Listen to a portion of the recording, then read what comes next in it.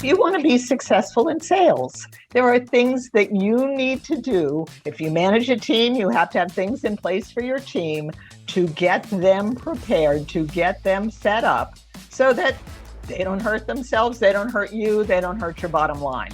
Step one, warm up. Welcome to the Making Sales Social podcast, featuring the top voices in sales, marketing, and business. Join Bryn Tillman and me, Bob Woods, as we each bring you the best tips and strategies our guests are teaching their clients, so you can leverage them for your own virtual and social selling. Enjoy the show. Welcome back to Making Sales Social. I am so excited to have Wendy Weiss here. She is the founder of Salesology, prospecting method that generates predictable sales revenue. Who doesn't want that?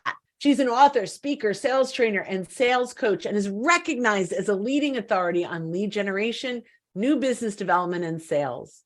Wendy has been featured in the New York Times, Business Week, Entrepreneur Magazine, Selling Power Inc., Forbes, and various other business and sales publications. Pretty impressive. She's the author of the Sales Winner's Handbook, Essential Strategies to Skyrocket Sales Performance and Cold Calling for Women, Opening Doors and Closing Sales. Very, very fun. A former ballet dancer, very impressive. Wendy believes everything she knows in life and business she learned in ballet class.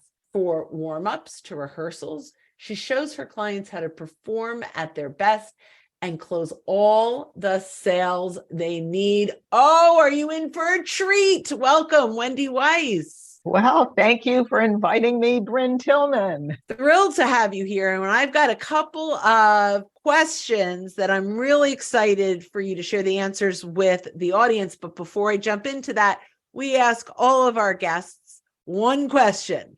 What does making sales social mean to you? Okay, great question. What making sales social means to me is more opportunities to speak with qualified prospects. Speak with them on the telephone, speak with them on a Zoom call, speak with them face to face. It simply means more opportunities to talk to people. And that's what social comes down to, right? That's great. Yeah. I love that. So you have an incredibly simple 3-step method that helps people increase qualified appointments in sales. Let's start there. Talk to me a little bit about that. Absolutely. Thank you for asking. And I will share with all of our listeners, I am a sales trainer. I was never supposed to be a sales trainer. I was supposed to be a ballerina. And my first career was I danced with Pittsburgh Ballet Theater and I danced with the Cincinnati Ballet. Wow. And when you introduced me, you said everything Wendy knows in life and business, she learned in ballet class. And that is true. This is what I learned in ballet class.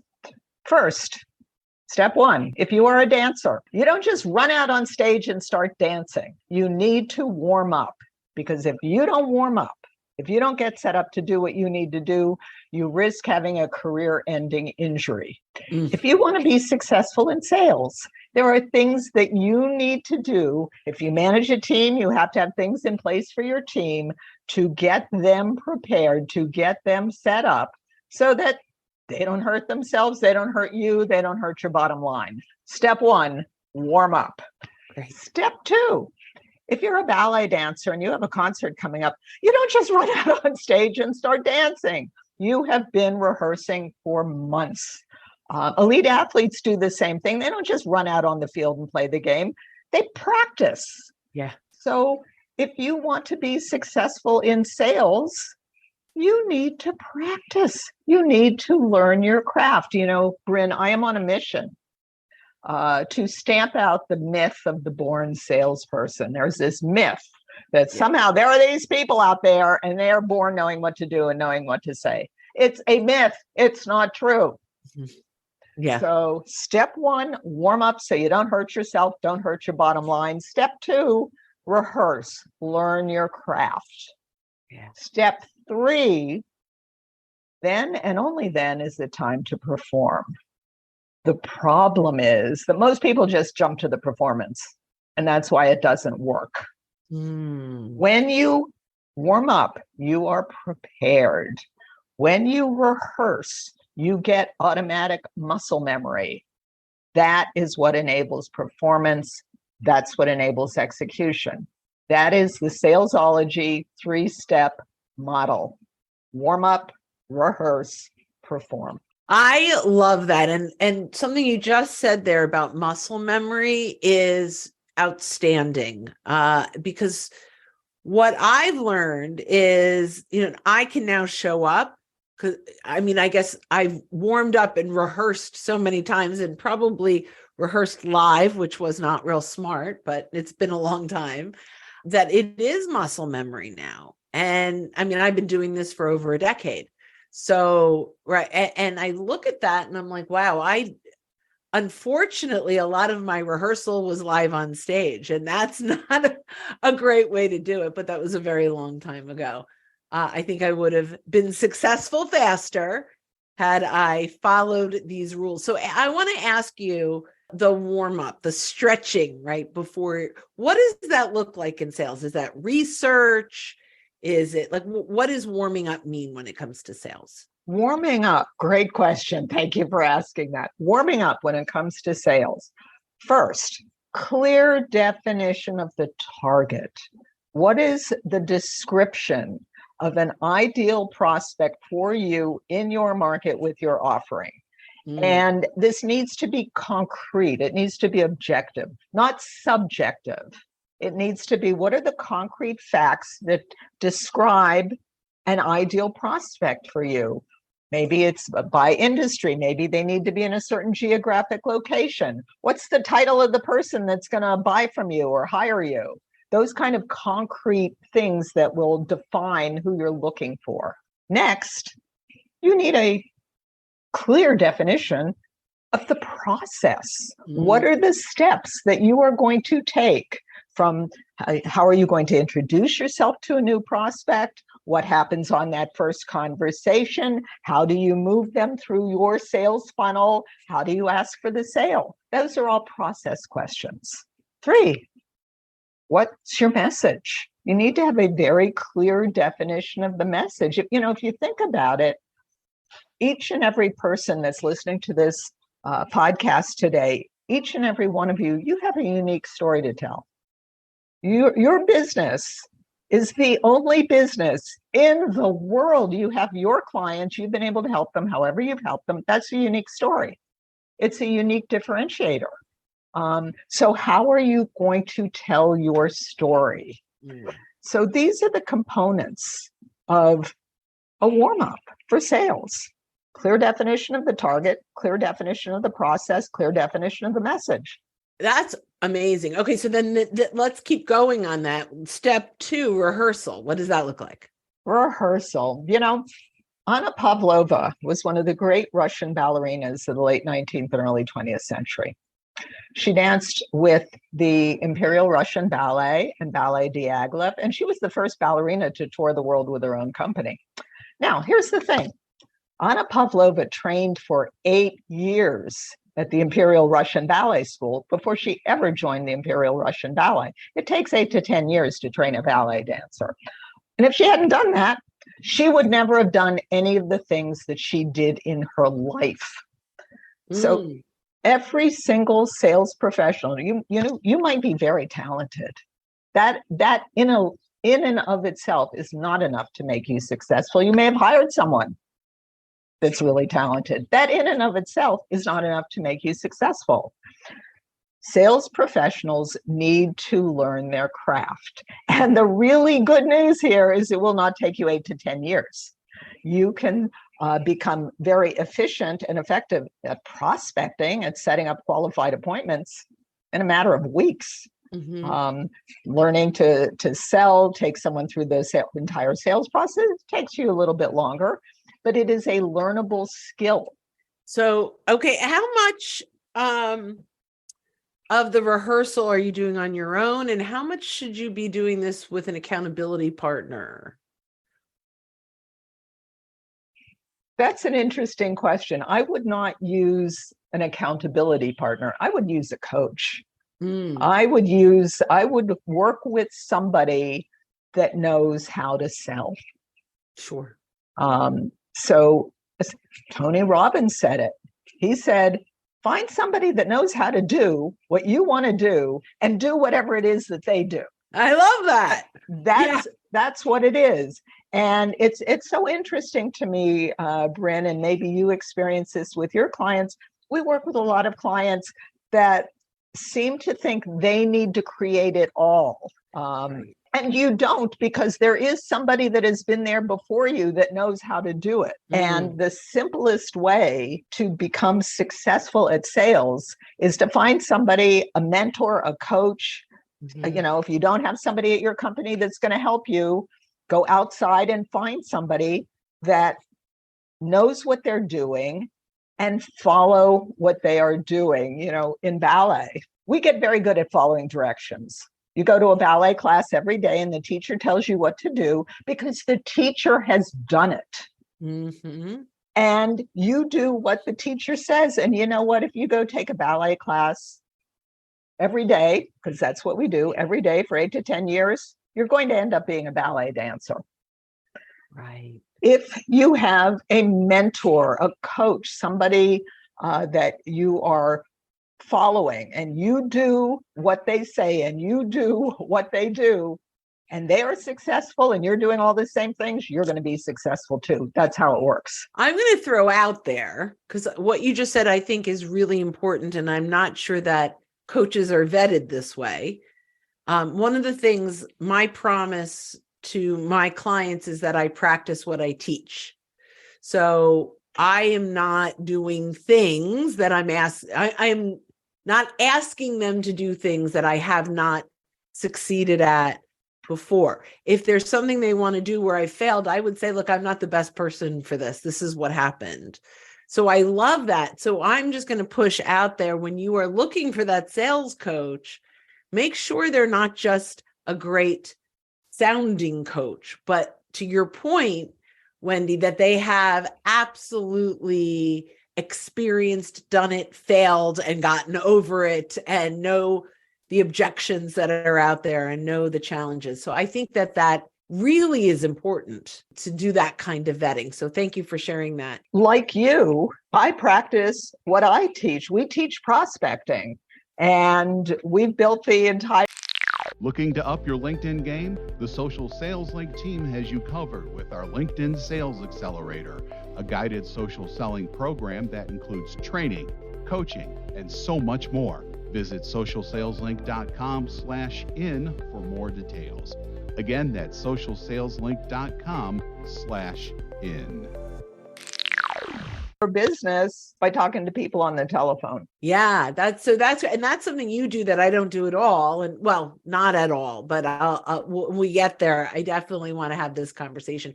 The last thing on this question, number 3, is your performance. Just talk to us a little bit about that, and then we'll go on to the next topic.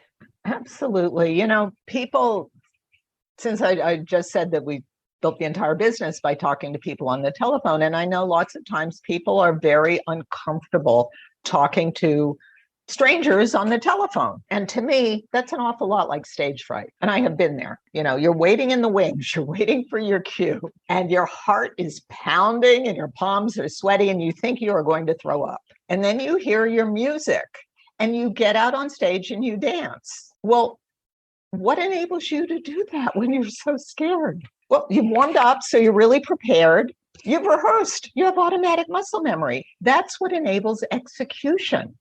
And what I have seen in all the years I've been doing this, and Bryn, I've been doing this for like 25 years. So for most people, once they learn a very simple system and they know what they are doing every step along the path, and they've warmed up, so they're prepared, and they've rehearsed, so they have automatic muscle memory, that's what enables them to perform. Yeah, that's great. I love that. These are really wonderful insights for all salespeople, whether you're a business owner or you're an SDR or a coach yourself. You're looking to grow your business. Having that kind of process can really make a difference. My next question here is, what is the number one activity business owners or salespeople can do to increase their sales? The number one activity, great question, Bryn, thank you. The number one activity is you need to talk to prospects. And I think so often people think that, oh, well, I'm posting all these things in social media and I'm interacting and putting stuff on LinkedIn and Instagram and Facebook and every place else. But at some point, you need to talk to a prospect, especially if you have a high ticket offer. Sure. Yeah. I always say if you're selling something off of Amazon, a conversation doesn't matter. If you're selling something where a conversation matters, you need to have conversations. Absolutely. Now, the next question that I'm going to jump into, and I really want to spend the bulk of our time here, because I think we have the same philosophy of the conversation creates the sale, but we get to the conversation very differently. Yours is through the telephone. And so the question is, why is the telephone still so important when it comes to the sales process? Well, the telephone is still important. And by the way, I recommend using absolutely every tool at your disposal to reach prospects. So when I talk about the telephone, I am not saying don't reach out on LinkedIn. I'm saying use the phone, use email, use social media, use whatever tools you have at your disposal to reach the people you want to talk to. Now, here's the thing. The thing that I love about the telephone, it's actually very direct. You get to choose who you would like to introduce yourself to, and you can pick up the phone and do that. When I started my business 25 years ago, I did business development for clients, and they used to hand me a great big directory, and I'd have to flip through the directory and find company names, and then I'd have to try and figure out who to talk to. Well, today, there is so much data that is available. It is very easy to figure out who you want to talk to, who you should be introducing yourself to. And then it's a matter of, because back to the warm-up, first element of the warm-up is clear definition of the target. So now it's easy to figure out who to talk to. Clear definition of the process. How are you going to reach out to them? What tools are you going to use? 3, and here's where some skill comes in, clear definition of the message. How are you going to get their attention? How are you going to get their engagement? And just like a communication you might have on LinkedIn, if you're not communicating well with that contact on LinkedIn, they're not going to respond. If you don't communicate well on the phone, they're not going to respond. So the phone simply gives you a really direct way to reach people. And here's the other thing that I love. Because the idea of cold calling and picking up the phone and talking to people that you don't know, it has been so demonized over so many years. It used to be 5-10 years ago, prospects would say, do you know how many salespeople called me today? I will guarantee you that no one will ever say that to you because your competitors are not calling. So if you want to differentiate yourself, pick up the phone and call your prospects. So, it's interesting. And I do believe for a lot of people that does work. For me, I like to schedule Zoom calls. So I don't pick up the phone, but I start conversations on social, on LinkedIn, provide value, and then schedule calls. But I see the real benefit in just picking it up the phone. I think, the stage fright or the not being prepared part is probably the number one reason people hate calling because they're not prepared for it. Like I hang up on people all the time. So what can a salesperson or a business owner say to not get hung up on? What's the first thing that you teach them to do to grab the attention of the prospect? Well, that's a great question. And I know that people are very afraid of being hung up on. If you do this well, it actually does not happen. The very first thing that I would recommend all of our listeners to do is go interview some of your clients. And the questions that you want to ask them, there's actually 4 questions. Question number 1 was, what was going on before you came to us? Question number 2, how did you feel about that? Question number 3, okay, now you're working with us. What's going on now that you're working with us? Question number 4, how do you feel about that? Get some ammunition to use when you talk to your prospects. What's the problem that your prospects have that you can help them with? And how do they feel about it? How do they talk about it? But that's not what most people do. They get on the phone and they say things like, we sell this and we sell that. Right. And so what's your first, when you pick up the phone to sell your service, what's the first thing? So ring, ring, I pick up. Hi. Well, I'll take a step back because we do target by industry. And I have a business development person. His name is Tim. And a few years ago, he was calling specifically commercial real estate. And the people in commercial real estate, when they're successful, they are running big deals. They're very busy. They don't have a lot of time. They bring on junior brokers, but they don't really want to manage them because they're really busy. Mm-hmm. So Tim would say something like, we specialize in working with, he'd plug in the title, senior managing directors in the commercial real estate industry that are sick of micromanaging junior brokers that aren't producing. When he hit a senior managing director that was sick of micromanaging junior brokers, they would start laughing. That's all Tim had to say. He would book an appointment for me to talk to them. So he ring, ring, you be Tim. Hi, commercial. I'm sorry. He would introduce himself. I'm with Salesology, and we specialize in working with senior managing directors in the commercial real estate industry that are sick of micromanaging junior brokers that aren't producing. They would laugh. He'd say, our president would like to introduce herself. It was really that simple. Wow. Yeah. Yeah. It makes sense. It makes sense because you are hitting that pain point right away. Yeah.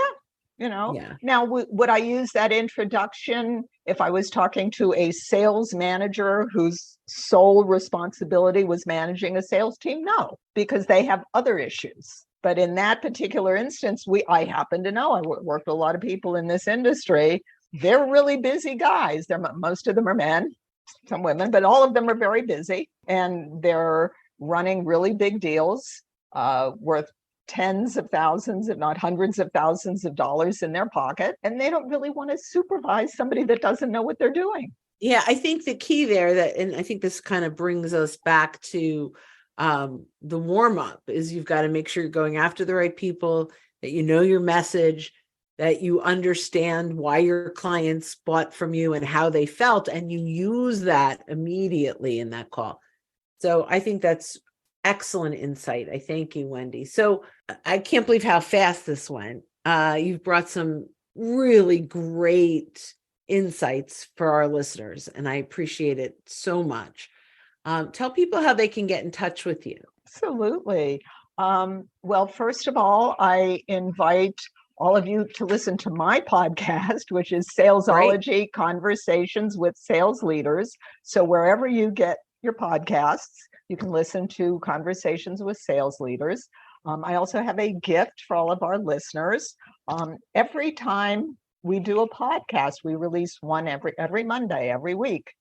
Most of my guests have a gift for our listeners. So we put them all together in the Salesology Sales Vault. And this is free. I know, Bryn, you said you'd put the link with the show notes. You can click on the link and download as many gifts as you want and come back the next week because there'll be another gift. That's brilliant. Absolutely brilliant. Thank you for that. Yeah, thank you. That's awesome. This was so much fun. And I really learned a lot. And I don't think I'm going to be cold calling, but I do know that I'm going to take a lot of those insights, specifically around those 3 steps, to make sure that I'm covering all of that and I'm not performing too early, too soon. So thank you so much. It's my pleasure. Yeah. So for every one of our listeners, thanks for joining us. When you're out and about, don't forget to make your sales social. Thanks for listening, and join us again for more special guest instructors bringing you marketing, sales training, and social selling strategies that will set you apart. Don't forget to subscribe to get the latest episodes from the Making Sales Social podcast. Leave a review down below. Tell us what you think, what you learned, and what you want to hear from us next. You can also listen to us on Apple Podcasts, Spotify, Stitcher, and Google Play. Visit our website, socialsaleslink.com, for more information.